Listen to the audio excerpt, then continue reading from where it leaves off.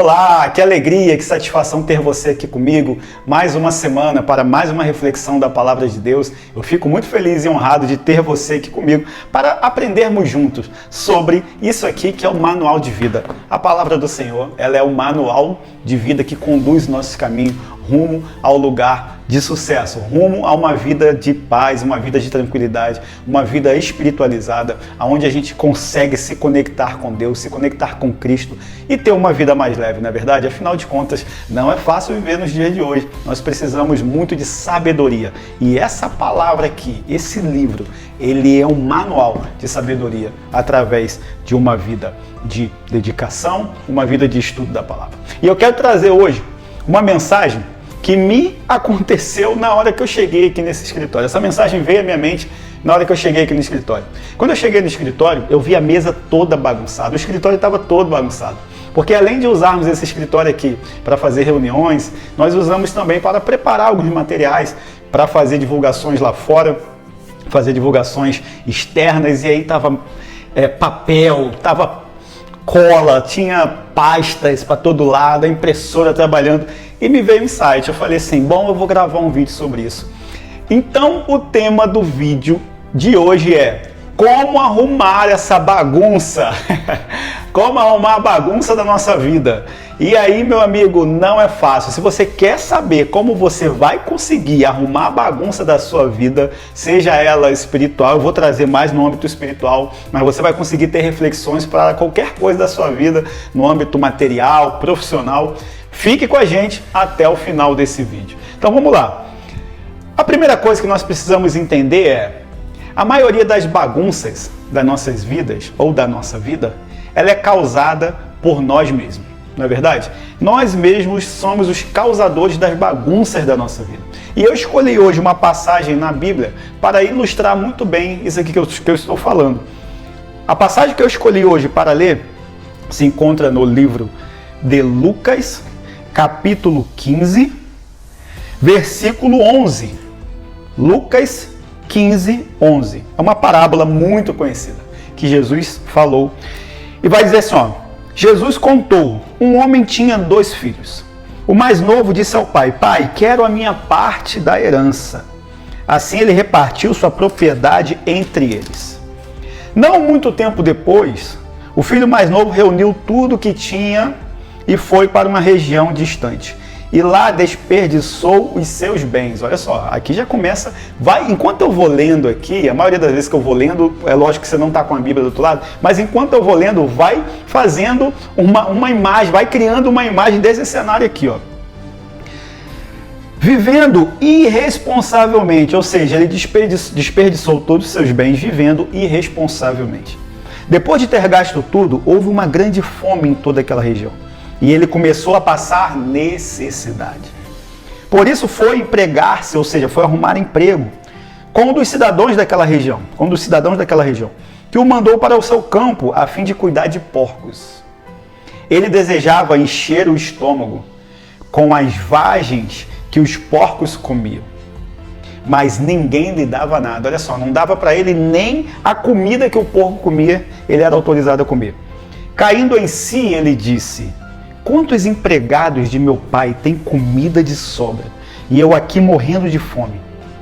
Eu me porei a caminho e voltarei para meu pai, e lhe direi, pai, pequei contra os céus e contra ti. Não sou mais digno de ser chamado teu filho. Trata-me como um dos seus empregados. A seguir, levantou-se e foi para seu pai. Estando ainda longe, seu pai o viu e, cheio de compaixão, correu para seu filho e o abraçou e o beijou. O filho lhe disse, pai, pequei contra os céus e contra ti. Não sou digno de ser chamado teu filho. Mas o pai disse aos seus servos, depressa, corre aqui, ó. Traga a melhor roupa e vistam nele. Coloque um anel em seu dedo, um sinal de honra, de honraria, colocar anel no dedo. E calçado em seus pés, proteção, cuidado. Traga um novilho gordo e mate. Vamos fazer uma festa e nos alegrarmos, pois este meu filho estava morto e voltou à vida. Estava perdido e foi achado. E começaram a festejar o seu retorno. Que passagem linda! Essa passagem é uma das passagens mais lindas que tem na Bíblia. O retorno do filho pródigo. Então, eu disse que, enquanto eu lia, era interessante você fazer uma ilustração na sua cabeça. Porque eu comecei dizendo que a maior parte das bagunças que existem em nossas vidas foram criadas e causadas por nós mesmos. E aqui está o texto que embasa isso. O filho pródigo estava tranquilo vivendo na casa do seu pai. Tranquilo. Ainda não era o momento dele usufruir do que ele tinha. Presta atenção. Ainda não era o momento dele usufruir daquilo que ele já podia. Ele pediu uma herança antecipada. A herança não era para agora, era para ele usar lá na frente. Ele falou assim, bom, aqui está tranquilo demais, eu quero a minha herança, eu quero sair nesse mundão aí, vou desbravar o mundo. Então ele se colocou em situação de problema, se colocou em situação de bagunça, e a vida dele virou uma bagunça. Ao ponto dele começar a ter problemas emocionais, que a gente vê aqui uma pessoa que fala assim, ó, vou sair para procurar emprego. O problema que ele tinha começou a se transformar numa necessidade física, porque ele começou a se sentir faminto ao ponto de desejar comer a comida dos porcos, foi procurar trabalho, e o fato dele falar assim, ó, vou voltar para a casa do meu pai, de repente eu consiga trabalhar lá como empregado, já mostra que ele estava com um problema de autoestima, um problema emocional, quem sabe de repente um início de uma depressão. Meu Deus, o que eu fiz da minha vida na casa do meu pai? Eu tinha tudo do bom e do melhor, os empregados hoje do meu pai comem melhor do que eu. Então, muitas das vezes, nós nos colocamos na situação de bagunça. E hoje, propriamente dito, nesse vídeo, eu quero falar sobre a bagunça espiritual. Eu quero trazer uma abordagem sobre a bagunça espiritual. Quantas das vezes nós até queremos voltar para a casa do nosso pai? Nós olhamos para a nossa vida, vemos que ela está bagunçada, e falamos assim, meu Deus, a casa do meu pai, na época que eu vivia, na casa de meu pai, era maravilhoso. Na casa de meu pai eu tinha alegria, agora eu só tenho descontentamento. Na casa do meu pai eu ficava alegre, eu regozijava a presença do meu pai, agora eu me sinto sozinho, solitário, triste. Na casa de meu pai eu tinha alimento para minha alma. Na casa de meu pai eu tinha provisão. E agora eu estou aqui passando necessidade, passando fome. De repente, nem uma fome material, mas uma fome espiritual. Porque a grande verdade eu costumo dizer que eu não sou religioso, mas eu sou espiritual. E a grande verdade é que todos nós temos dentro de nós algo, um vazio, que só é preenchido através da espiritualidade. E essa espiritualidade vem de Cristo, vem de Deus, vem de Jesus. Porque nós somos corpo, alma e espírito. Seu corpo pode estar bem, você pode estar na academia fazendo exercício. Sua alma, que é a sua mente, pode estar bacana, você pode estar estudando, estar lendo livro, estar trabalhando. Mas você também tem um espírito. E o seu espiritual precisa estar forte, fortificado. Senão você vai sentir um vazio, você vai sentir que está faltando algo. É claro que está faltando algo. Você está até bem no seu corpo, está até bem na sua alma, mas seu espírito como é que está? Então, você muitas das vezes olha e fala assim, a minha vida está toda bagunçada. Minha vida espiritual está toda bagunçada. Eu não faço ideia de como resolver. Eu me envolvi, eu entrei em cada abismo, porque a Bíblia também vai dizer que um abismo chama outro abismo. Um pecado chama outro pecado, e através de um pecado a gente vai se envolvendo em outro, vai se envolvendo em outro. E hoje, de repente, você olha e fala assim, a minha vida está toda bagunçada. Como eu vou fazer para resolver isso? Então pega papel e caneta que eu vou te dar 3 passos agora para você começar a resolver essa bagunça. Como resolver essa bagunça? Primeiro passo, cair em si. Cair em si. A passagem vai dizer que o filho pródigo ele reconheceu o seu estado. Vai dizer que ele, caindo em si, ele disse, quantos empregados de meu pai têm comida de sobra? E eu aqui morrendo de fome. Então, no versículo 17, ele caiu em si.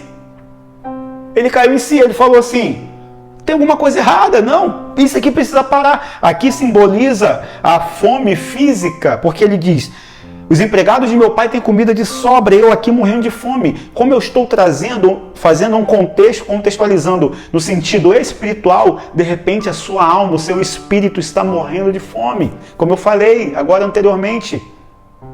Sua mente está alimentada, seu físico, você está bem na academia, mas de repente o seu espírito está morrendo de fome. Então o primeiro passo é cair em si, é reconhecer. Você precisa reconhecer o seu estado atual.